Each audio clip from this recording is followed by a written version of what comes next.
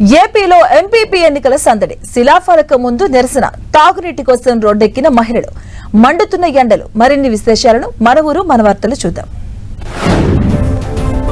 కేంద్రం విడుదల చేసిన పోలవరం రీయింబర్స్మెంట్ నిధుల గత జగన్ ప్రభుత్వం దారి మళ్లించి ప్రాజెక్టును విధ్వంసం చేసిందని మంత్రి నిమ్మల రామానాయుడు ఆరోపించారు. నేడు డబుల్ ఇంజిన్ సర్కార్ కారణంగా పోలవరం పనులతో ప్రగతి కనిపిస్తుందంటూ మంత్రి చెప్పారు.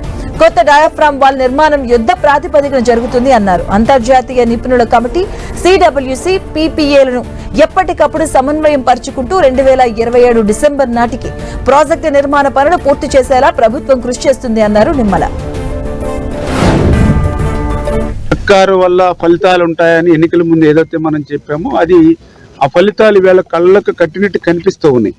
ఏదైతే ఈవేళ చాలా క్లియర్ గా కేంద్ర ప్రభుత్వం నరేంద్ర మోడీ గారు ఆ రోజు బడ్జెట్ లో కానీ లేకపోతే పార్లమెంట్ లో కానీ చాలా క్లియర్ గా పోలవరంకి పూర్తి సాయం అందిస్తాం, నిర్మాణం బాధ్యత తీసుకుంటామనేది స్వయంగా ప్రధానమంత్రి గారు చెప్పడమే కాదు, చంద్రబాబు నాయుడు గారు కూడా ఢిల్లీ వెళ్ళినప్పుడు అక్కడ ప్రధానమంత్రితో కానీ ఆర్థిక మంత్రితో కానీ జలశక్తి మంత్రితో కానీ ఏదైతే పదే పదే మనం కలవడంలో కూడా దాని ఉపయోగం. ఎందుకంటే ఇప్పుడే మీరు చూసారు ఏదైతే 2 విడతలుగా 5,050 కోట్ల రూపాయలు 2 విడతలుగా ఏదైతే ఈ రోజు మరి కేంద్రం పోలవరం నిమిత్తం నిధులు అందజేస్తుంది అని అంటే అది డబుల్ ఇంజిన్ సర్కారు. పోలవరం ప్రాజెక్టు వద్ద ఆసక్తికర సన్నివేశం కనిపించింది. ముఖ్యమంత్రి చంద్రబాబును కలిశారు ఎమ్మెల్సీ జయమంగళ వెంకటరమణ. ఇటీవల వైసీపీకి ఎమ్మెల్సీ పదవికి జయమంగళ రాజీనామా చేశారు. ఈ నేపథ్యంలో జయమంగళ సీఎంను కలవడం ప్రాధాన్యత సంతరించుకుంది. వైసీపీ ఎమ్మెల్సీ పదవి ఇస్తానడంతో గత సార్వత్రిక ఎన్నికలకు ముందు టీడీపీని వదిలి వైసీపీలో చేరారు. గత సార్వత్రిక ఎన్నికల్లో వైసీపీ ఓటమి అనంతరం పార్టీకి ఎమ్మెల్సీ పదవికి రాజీనామా చేశారు. కడప నూతన జెడ్పీ చైర్మన్ గా ముత్యాల రామగోవిందరెడ్డి ఏకగ్రీవంగా ఎన్నికైనట్లు ఎన్నికల అధికారి జిల్లా కలెక్టర్ శ్రీధర్ ప్రకటించారు. జెడ్పీ చైర్మన్ ఎన్నిక కోసం ఒకే నామినేషన్ రావడంతో ఆయన ఏకగ్రీవంగా ఎన్నికయ్యారు. అనంతరం ముత్యాల రామగోవిందరెడ్డి నూతన జెడ్పీ చైర్మన్ గా ప్రమాణ స్వీకారం చేశారు. ముత్యాల రామగోవిందరెడ్డి బ్రహ్మంగారి మఠం జెడ్పీటీసీగా ఉన్నారు. ఇక వైసీపీకి 48 మంది సభ్యులు, టీడీపీకి ఒకరుగా ఉన్నారు. ఇక వైసీపీకి సంఖ్యాబలం ఉండడంతో ముత్యాల గోవిందరెడ్డి ఏకగ్రీవంగా ఎన్నికయ్యారు. రాజంపేట ఎమ్మెల్యే ఆకపాటి అమర్నాథ్ రెడ్డి రాజీనామాతో జెడ్పీ చైర్మన్ ఎన్నికలు జరిగింది.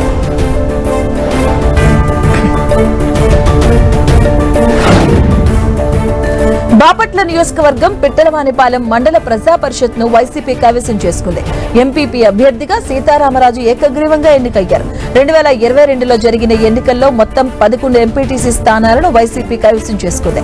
2.5 సంవత్సరాలుగా బాజీ అనే ముస్లిం సామాజిక వర్గానికి ఇచ్చారు. ఇక మిగిలిన 2 ఏళ్లు క్షత్రియ సామాజిక వర్గానికి చెందిన సీతారామరాజుకి అవకాశం కల్పించాలని ఒప్పందం కుదిరింది. ఇక ఒప్పందం ప్రకారం బెందుకూరు సీతారామరాజు ఎంపీపీగా ఎన్నికయ్యారు.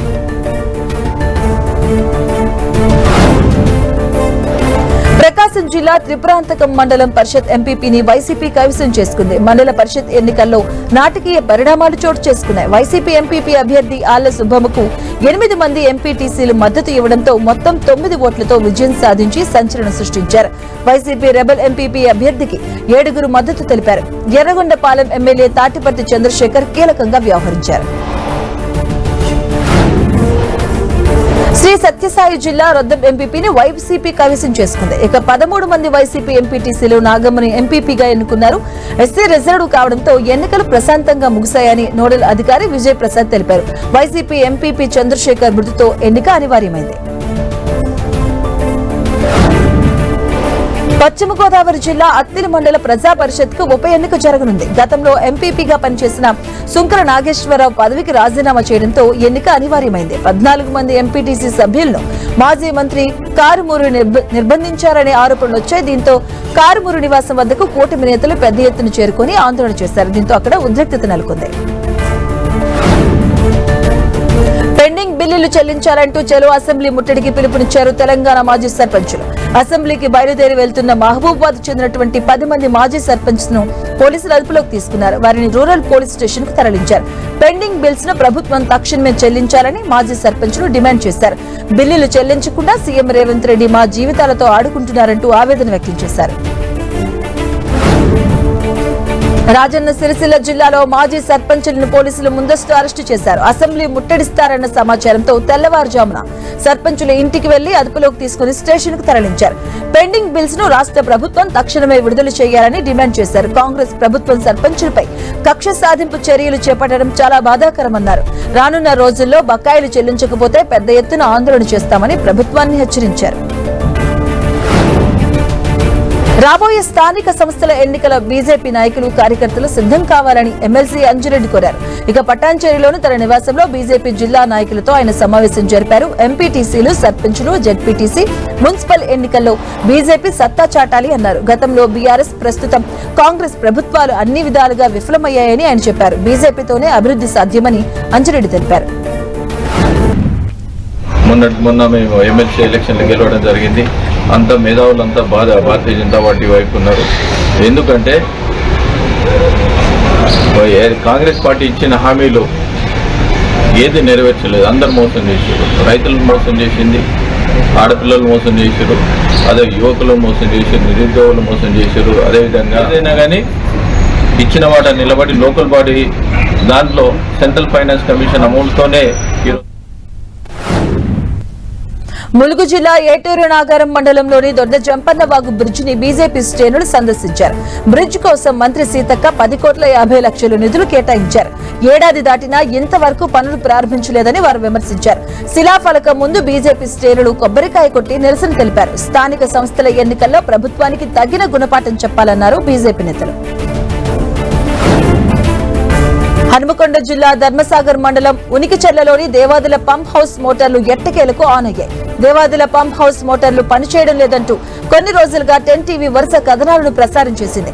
10 టీవీ వరుస కథనాలపై తెలంగాణ ప్రభుత్వం స్పందించింది. ఇవాళ తెల్లవారుజామున వరకు 3వ దశ ప్యాకేజీ 3 పంప్ హౌస్ మోటార్లలోని సాంకేతిక సమస్యలను సరిదిద్దారు అధికారులు. అనంతరం తెల్లవారుజామున 2:30 ఆస్ట్రియా మెగా కంపెనీ ఇంజనీర్లు దేవాదుల అధికారుల మోటార్లను ఆన్ చేశారు. ఇక ఈ మోటార్ల ద్వారా ధర్మసాగర్ రిజర్వాయర్లోకి నీటిని వదిలారు. మోటార్లు పనిచేస్తూ ఉండడంతో ఇంజనీరింగ్ అధికారులు, మెగా కంపెనీ, ఆస్ట్రియా దేశ ఇంజనీర్స్ సంతోషాన్ని వ్యక్తం చేశారు. ఉనికిచెర్లలోని దేవాదుల 3వ దశ ప్యాకేజ్ 3 పంప్ హౌస్ మోటార్లకు అధికారులు 3 రోజులుగా మరమ్మతులు చేస్తూ వచ్చారు. మార్చి 25వ తేదీన సాయంత్రం సర్జిపూల్లోని మోటార్లను ఆన్ చేసి కంప్యూటర్ స్క్రీన్ లో చూస్తూ ఉండగా మోటార్లు నీళ్లు పోస్తున్నట్టుగా చూపించలేదు. వెంటనే Austria mega company engineers, Devadula నీటిపారుదల శాఖ అధికారులు వాటిని ఆపేశారు. అనంతరం అదే రాత్రి మోటార్లకు సంబంధించిన టెక్నికల్ ఇంజనీర్స్ ను క్రేన్ సహాయంతో సర్జిపూల్ బావిలోంచి పంపించి మోటార్లను చూడగా ఆయిల్ లీక్ అయినట్లుగా కనిపించింది. మార్చి 26వ తేదీన ఉదయం నుంచి మధ్యాహ్నం వరకు మోటార్లలో లీక్ అయిన ఆయిల్ ను సరిచేసి ఆన్ చేయగా అది విజయవంతమైంది. అయితే నిన్న సాయంత్రం మోటార్లను ఆన్ చేయగా 3 సార్లు ట్రిప్ పై ఆగిపోయింది. ఇక ట్రిప్ కావడంపై రాత్రి వరకు కారణాలు అన్వేషించినా పరిష్కారం కాలేదు. దీంతో అధికారులు, ఇంజనీర్లు మళ్లీ మరమ్మతుల ప్రక్రియ చేపట్టారు. మరమ్మతుల అనంతరం ఇవాళ తెల్లవారుజామున 2:30 సమయంలో మోటార్లను ఆన్ చేశారు. దీంతో అవి పనిచేయడం ప్రారంభించాయి.